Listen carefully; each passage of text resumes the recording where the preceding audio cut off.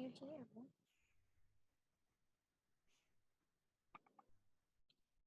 Hello? Can you hear me?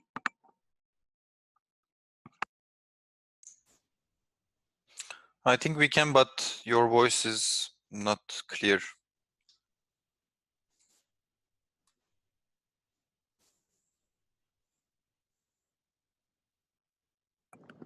Can you hear me now? Yes. Okay. Hello, everyone. Let me repeat it. We will start with cybersecurity. We are releasing 2 features for December release. And after I will continue with CCS, but CCS feature will release at 23rd December. Let me start with cybersecurity. First item we are releasing is a status column for invalid DLP rules. For discovery rules, we have invalid rules capability. If we not have document type, or let me add it, if we don't have target patterns and document types, if all of them is as off status, so we will not have any status or any patterns for searching in the devices. So we will call this kind of patterns and rules as invalid. So if you want to add a invalid discovery type rule, we will inform you about it. This is not valid. You should be check or change these rules, pattern, document type, or target options. If you want to add an invalid status into your profiles, let me copy one of them. This is an invalid rule. I will add data loss prevention. If I want to add an invalid rule into my profile, I will be able to see that invalid explanation information in this section. So I will be able to know that if I add this rule, it will be not available for my devices. It's not a valid rule for discovery rules. And the second feature is follow the link to see the details in new infection detected alerts. Before we have this link, but it was not filtering out the specific device we sent as an email. So it was showing all of the devices in that link provided section. You have to go and filter it by hand. If now what we filtered this capability, if you click the follow the link button, it will direct you to, I click more than once.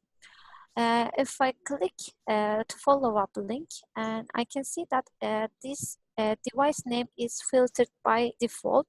So I will be able to see only the devices I get as an email. Do we have an option in the feature to show exactly from where is invalid? Yes, we can add, but for now we don't have as a notification. If we try to create one, we can add this. If we want to change that rule, we can add this one should not be empty information inside the rules. But for now we don't have. We can have in the future, Georgiana. That's good. Nice. Okay.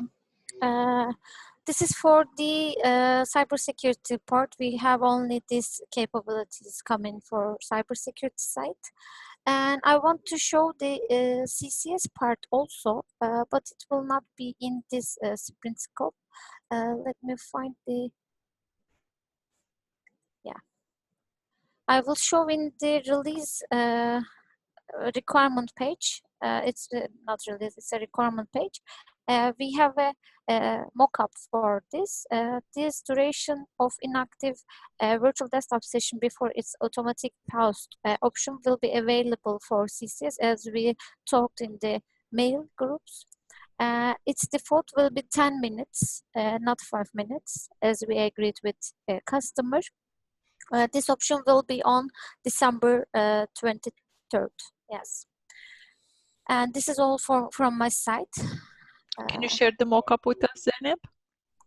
We shared with this is with Valentin and the mail groups, but I can send you from Skype Oh, also.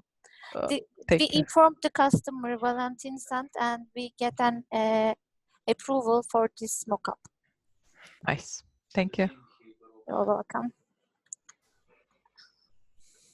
This is all from my side. Hello, everyone. I will be continuing with ITarian features, including ITSM. So let me share my screen. Can you see my screen? Yeah. Yes, we can. Okay. I have 5 features to demonstrate to you today. So the first one is we now fully support Red Hat Enterprise Linux Server 8.x systems. So I don't have any Linux device to show you, but it is tested and valid that we now support Red Hat Enterprise Linux servers version 8 from now on, including security side as well. The second one is access scope management for multiple roles. As you know, we have access scope for role management, but when a user has more than one role, the access scope defined on both roles doesn't get counted.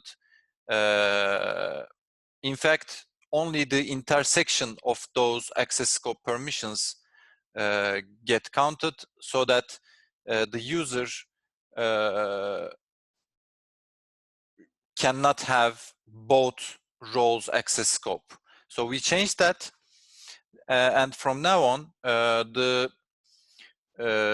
user having multiple roles will take both access scope settings from both roles, so that they will be able to see all the devices according to the setting, access scope setting of multiple roles. So let me show you. I have 2 roles. First one is this one, and the second one is this one.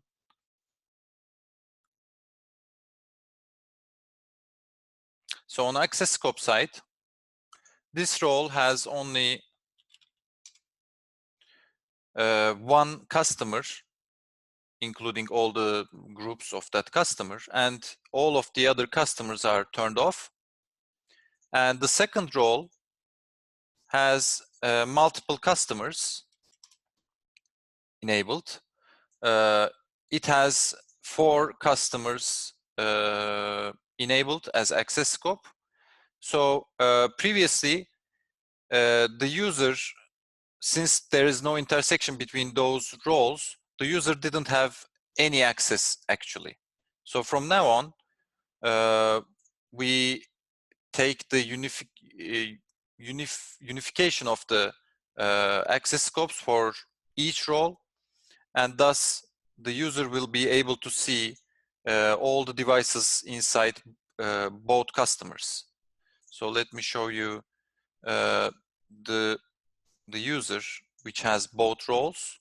So first of all, let me go back to user list and check the roles of the user. Okay, it is this one.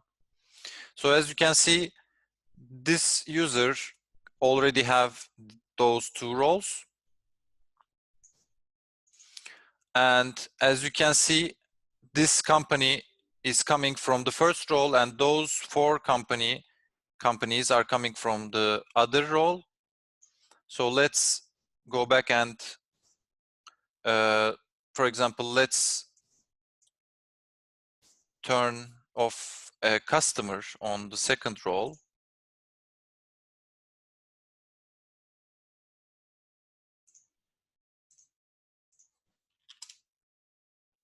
So for example, let's turn those off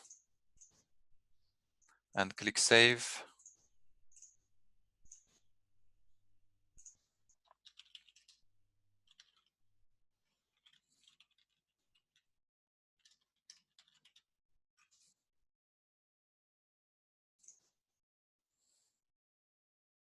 And now, as you can see, this company is coming from the first role and this company is coming from the second role.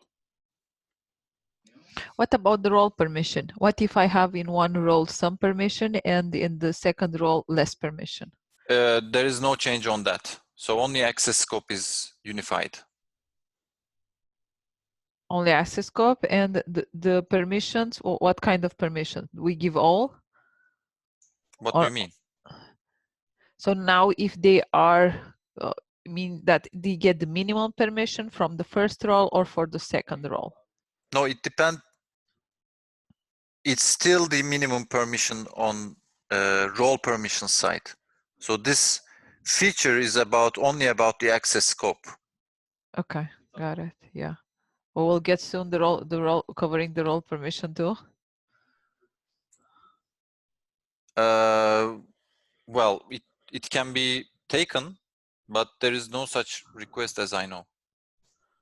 Okay, got it. Okay. Yeah. Okay, so let me get to the third feature. So the third one is, actually we have 2 similar features.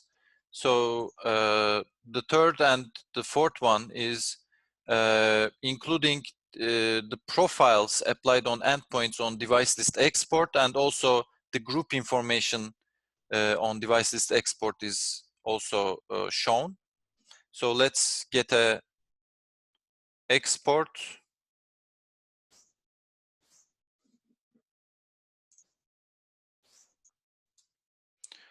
It is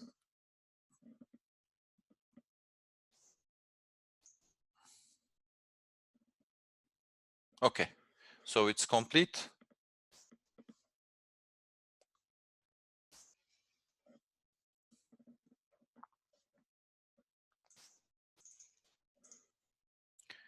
So as you can see, next to the customer column, all of the device groups are also shown.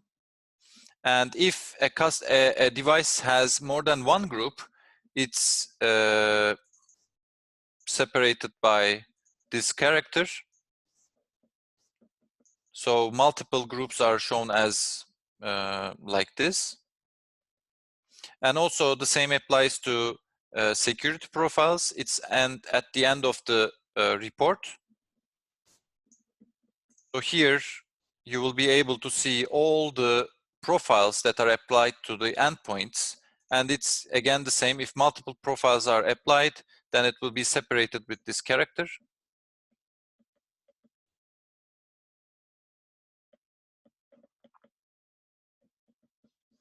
So that's all about these features. And the last one is wake on LAN capability. So now we changed the device list. I mean, there was already a reboot option available.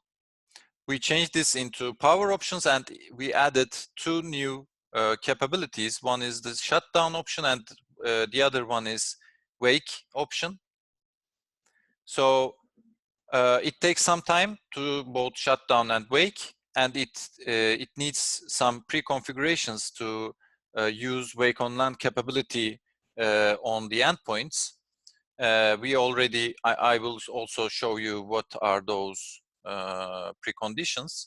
So let's try to shut down first a device. So I chose this device and click shutdown. We have a pop-up just like reboot. Let's force the shutdown in 1 minute. So again, as I said, it will take some time. So let's try to wake up an endpoint.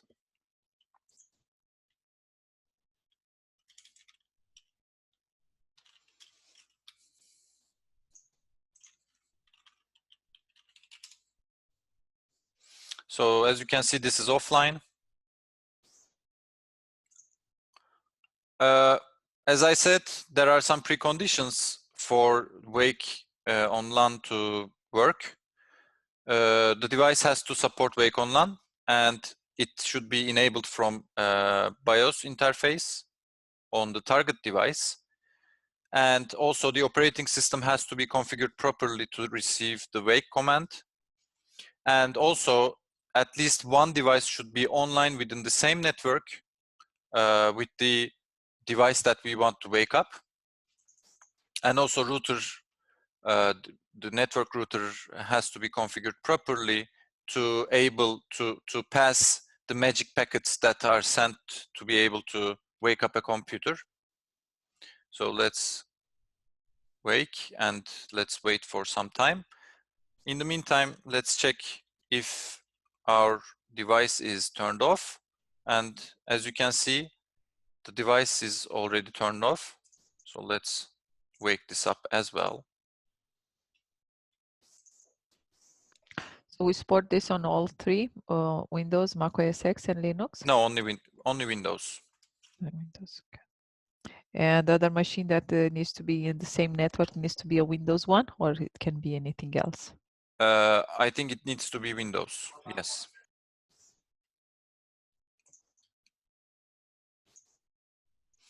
So this was the device that we sent the command, so it's back online. And let's also check this device. So it's also back online. So the feature is all about this. And I want to inform you about, actually this is all for ITarian side, I mean ITSM core. And also I want to mention about an improvement that we have done. It's about vulnerability management. So from now on, we are supporting the CVEs after 2020. So somehow it wasn't shown here. Actually, it's also not shown on this portal. Yeah, there might be a problem about this, but the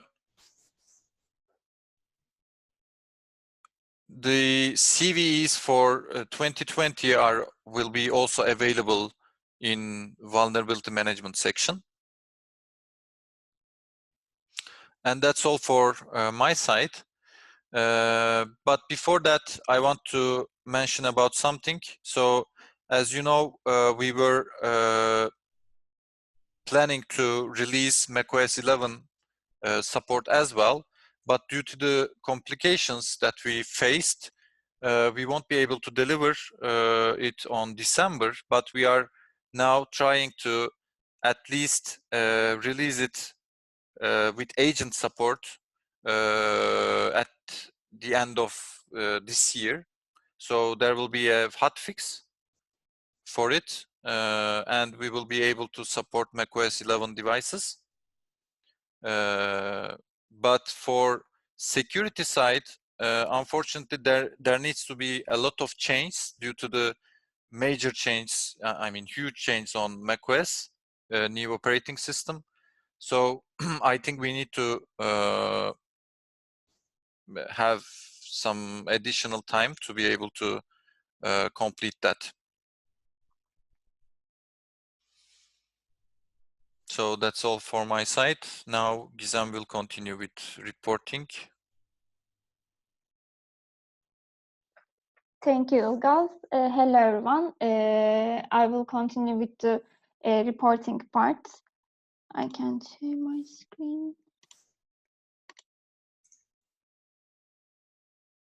Do you see my screen? Yes. Okay, thank you. There is one improvement for reporting side, which is about the executive summary report content.